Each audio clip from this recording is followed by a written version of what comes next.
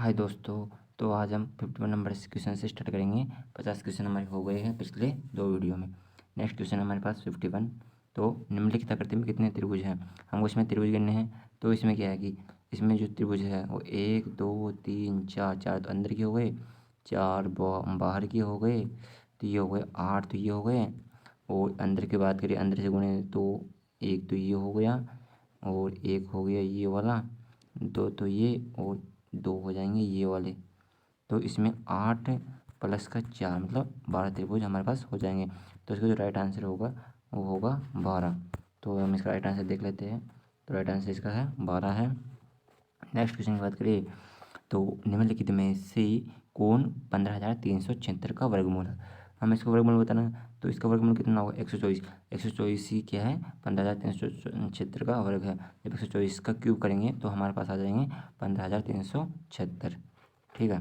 Next question की बात करें तो हमें दिया कि उमर और अविनाश ने क्रमशः 10,000 और 15,000 के निवेश के साथ साझेदारी शुरू की, लेकिन वित्तीय समस्या के कारण अविनाश ने 8 महीने बाद अपना जो निवेश है वापस ले लिया।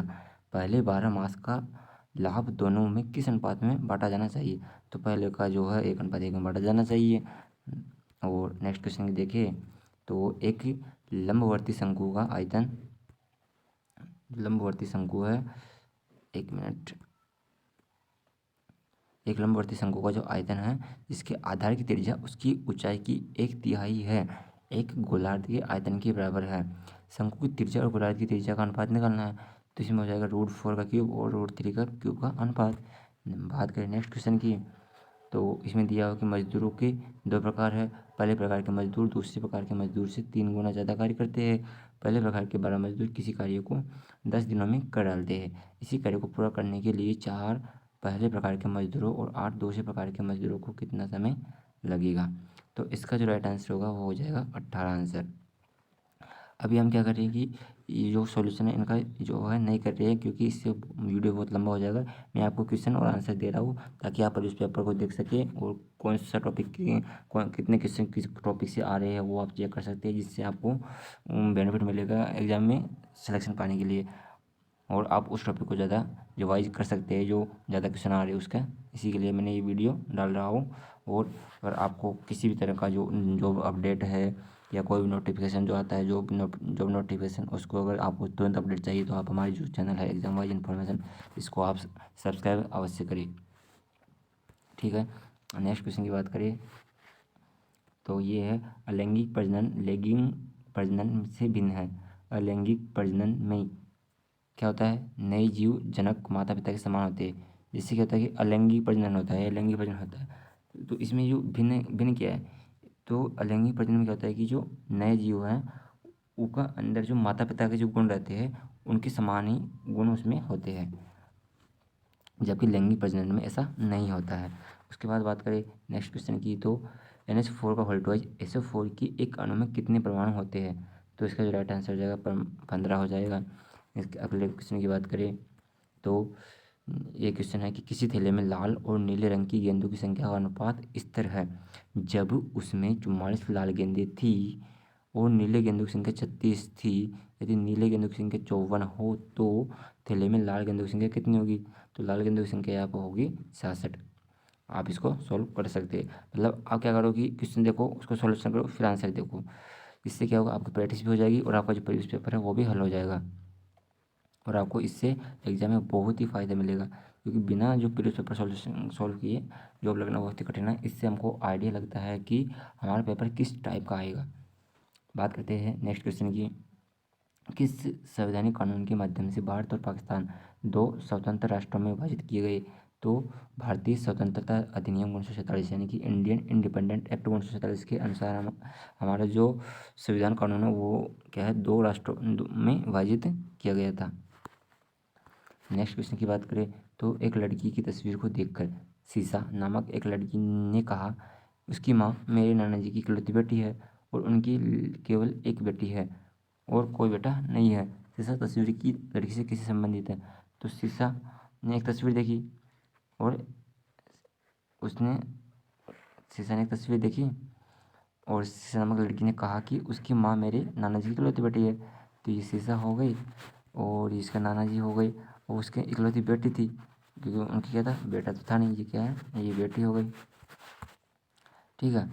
और वो बोला कि उनकी केवल एक ही बेटी थी और कोई बेटा नहीं था। तो शीशा तस्वीर की लड़की कैसे संबंधित है? तो ये जो शीशा है वो इसका और इसके इससे किस जो फोटो थी उससे का क्या संबंध है, ये उसने पूछा है।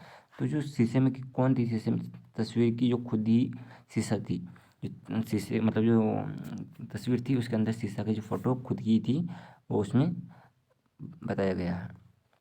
नेक्स्ट क्वेश्चन की बात करें तो भारतीय ओलंपिक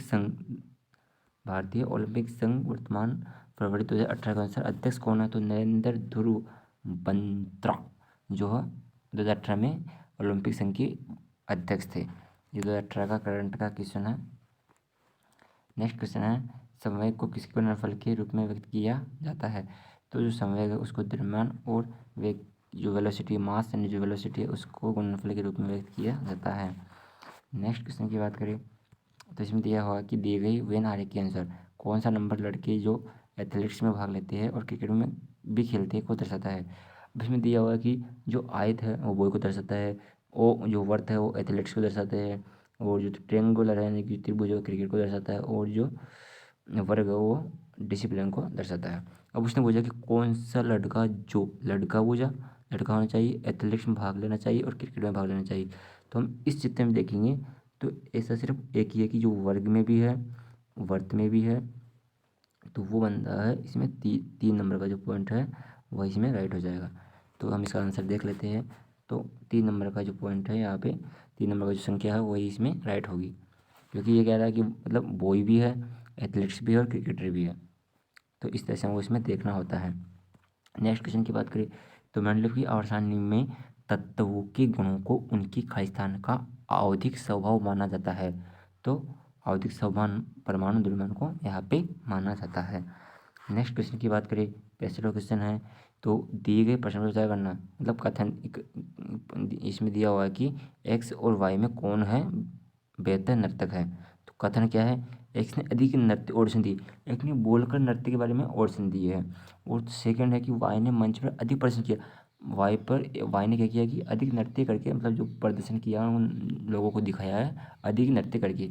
तो इसमें क्या होगा कि केवल 2 पर्याप्त है, क्योंकि ये तो क्या बोला कि मुंह से बोल के ऑडिशन दे रहा है कि मैं ऐसे कह रहा वो मैं ऐसे हूँ, तो उससे थोड़ी पता चलेगा कि बेहतर नर्तक है कि नहीं। जो नृत्य प्रदर्शन कर रहा है उसी से तो पता चलेगा कि हम वो बेहतर नर्तक है कि नहीं। तो इसका जो राइट आंसर है वो देखते हैं। तो राइट आंसर इसका है कि अकेले कथन 2 पर्याप्त है जबकि कथन 1 पर्याप्त नहीं है, मतलब 2 ही कथन इसमें पर्याप्त है, 1 नहीं है। बात करते हैं नेक्स्ट क्वेश्चन की। तो इसमें क्वेश्चन नेक्स्ट है कि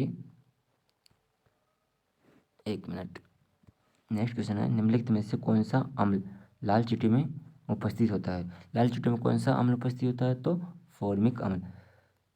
जो रेड आंट है उसके अंदर फॉर्मिक अम्ल ही उपस्थित होता है लाल चींटियों में। ये क्वेश्चन बहुत बार आता है, वेरी वेरी इंपॉर्टेंट क्वेश्चन है ये, वेरी वेरी इंपॉर्टेंट, इसको आप लिख सकते हैं। नेक्स्ट क्वेश्चन की बात करें तो दिए गए मतों के समूह के लिए सबसे उपयुक्त शब्द चुनिए। ये मत दी हुई है हमको, ठीक है। इसमें अपने को कुछ उपहार भी है, कुछ इनाम इनाम दिया हुआ है, वो फैमिली का वो भी दिया है। तो इसका आंसर हम कहेंगे कि सेलिब्रेशन करें कि हमको कुछ पुरस्कार मिला है, कुछ गोल्ड मेडल मिला है। उसका आंसर हम क्या करें कि कोई उत्सव सेलिब्रेट कर रहे हैं, क्योंकि इसमें क्या बाकी है मुलाकात शादी और पुस्तकें। तो पुस्तकें इसमें हो नहीं सकती, शादी होगी, शादी कैसे होगी, शादी में फैमिली तो रहती है लेकिन उसमें कोई मेडल मेडल थोड़ी मिलता है। तो ये क्या है, ये एक तरह से मेडल का वो दिया है, तो इसलिए हमको मेडल मिला है, तो हमको उस चीज़ का उत्सव बना रहे हैं, ये हमको दर्शाता है। नेक्स्ट क्वेश्चन की बात करें 2 अंकों की वह संख्या ज्ञात कीजिए जो इसके अंकों के गुणनफल के 3 गुना है। 2 अंकों की संख्या निकालनी है जो अंकों के गुणनफल के 3 गुना है। तो इसका राइट आंसर हो जाएगा 24। नेक्स्ट क्वेश्चन की बात करें तो दी एसोसिएशन ऑफ स्मॉल बॉम्बस पुस्तक के लेखक कौन है जो वर्तमान में अंतर्राष्ट्रीय डबलिन लिटरेरी अवार्ड के लिए चुनी गई है? तो इसका जो राइट आंसर हो जाएगा वो जाएगा चेतन भगत, इसके राइट आंसर है। नेक्स्ट क्वेश्चन की बात करें तो 17 फरवरी, नेक्स्ट क्वेश्चन की बात करें तो इसमें बोला है कि 17 नंबर क्वेश्चन है कि फरवरी 2018 से कोलकाता की IPL team Kolkata night Riders का मालिक कौन है? तो इसका जो राइट आंसर हो जाएगा शाहरुख खान, इसका राइट आंसर है। नेक्स्ट क्वेश्चन की बात करें तो 71 जो क्वेश्चन है वो है कि अब से 3 वर्ष बाद धरती की आयु यूनिस की आयु से 2 गुना से 8 वर्ष कम है। तो इन दोनों की वर्तमान आयु का योग 61 है। धरती की आयु याद कर लीजिए, ठीक है। तो इसका जो राइट आंसर हो जाएगा वो हो जाएगा 39 वर्ष।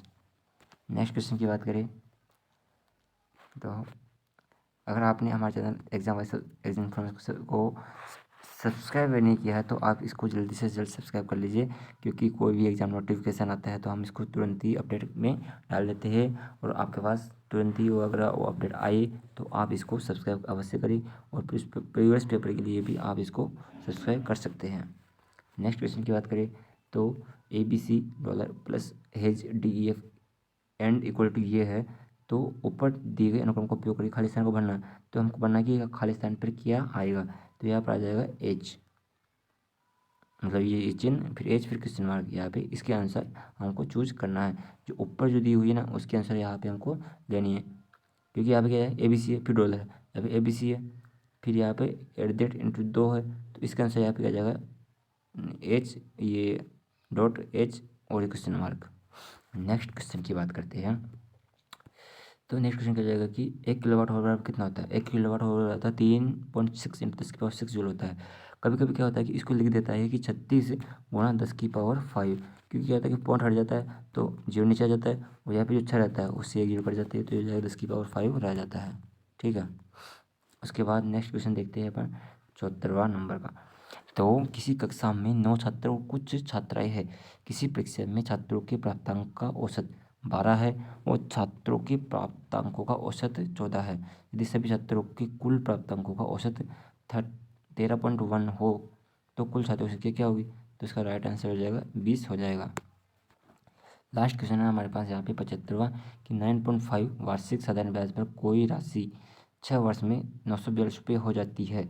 आरंभ में किया गया निवेश कितना था, तो इसका जो राइट आंसर होगा वो 700 हो जाएगा। तो दोस्तों अगर आपने अभी तक हमारे चैनल को सब्सक्राइब नहीं किया है तो एग्जाम वाइज इन्फॉर्मेशन हमारा जो चैनल है इसको आप सब्सक्राइब अवश्य करें। और कोई भी जॉब नोटिफिकेशन या अपना जो LP के प्रीवियस पेपर है उनको देखने के लिए आप इसको जल्द से जल्द सब्सक्राइब अवश्य करें। Thank you.